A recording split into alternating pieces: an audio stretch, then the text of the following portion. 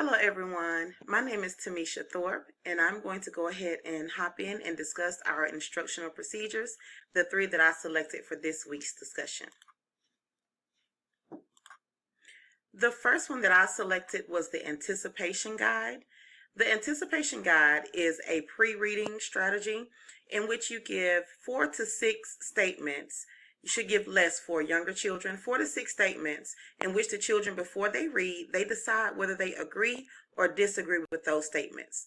The statement should come from some misconceptions that they may possibly have based on whatever you're learning, so that they can go through and see and make sure those misconceptions are cleared up by the end of the lesson.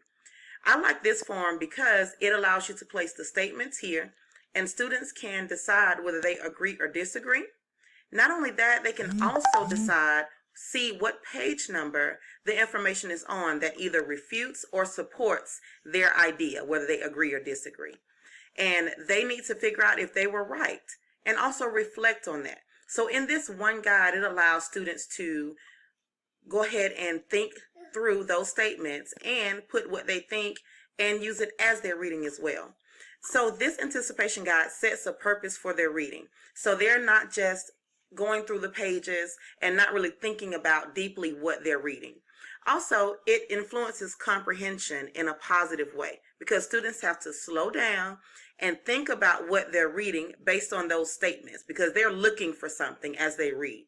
So it's not just a blind read. They can actually read closely and deeply and figure out and be able to comprehend, understand the story deeply. Also, it helps students to understand text evidence. So sometimes students have trouble with telling why they think what they think. But here in this column right here tells you to put a page number here and explain and reflect about were you right, and then think about your thinking process. So this allows students to go back and look into the book as they read and actually examine the text to see why they support, why the book supports or refutes what they thought in the beginning.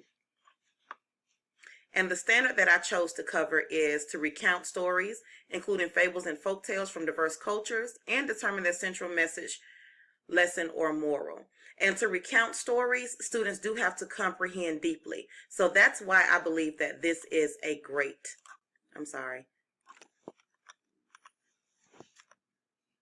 why this is a great instructional strategy to use.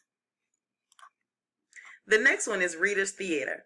So I chose to use this because I absolutely love students showing their personalities and having fun while learning. So the standard is RL6. All of my standards are for second grade, and it's to acknowledge differences in the points of view of characters, including by speaking in different voices for each character when reading dialogue aloud. And I love this Reader's Theater because it is interactive, it's fun. Like I stated before, it allows them to let their personality show. It's engaging. Students actually have scripts where they have to read from. The production quality does not matter. It's about building fluency, and it aligns perfectly with the standard. So it doesn't have to be a big production, but as long as students are sitting in rows and they're speaking and reading their parts, they don't have to memorize them, but they do have to read them. And also it aligns with this standard because, for example, if they're reading the Three Little Bears, the students, there's Mama Bear, Papa Bear, and Baby Bear. And in order to become those characters, students should change their voices to reflect the Papa Bear, so it should sound something like this, and Mama Bear, so it should sound neutral, and the Baby Bear can sound like this. So once students go ahead and change their voices, then they immediately understand, even ELL students, which is wonderful. They understand the differences in the points of view through the use of the Reader's Theater. And my last one is the interactive read aloud. The interactive read aloud will be perfect for describing how characters in a story respond to major events and challenges, which is RL3. And an interactive read aloud, it requires that the educator is prepared. So the educator must tab her book or have on index cards where she's going to stop. He or she is going to stop to ask questions, to prompt discussion, and things of that nature. This particular book that I have pictured is Solway. It is a really deep book, so I would encourage doing this over the whole week, but you can stop at certain places, and that's what makes it interactive, because you stop at certain places that you've already marked, not on the fly, that you have already marked to discuss things, meanings of the book, or context clues. There are so many things that you can learn about this. But from my standard, about the characters responding to major events and challenges, so whenever there is a major event, I would pause and then talk to the students about what's going on in the story.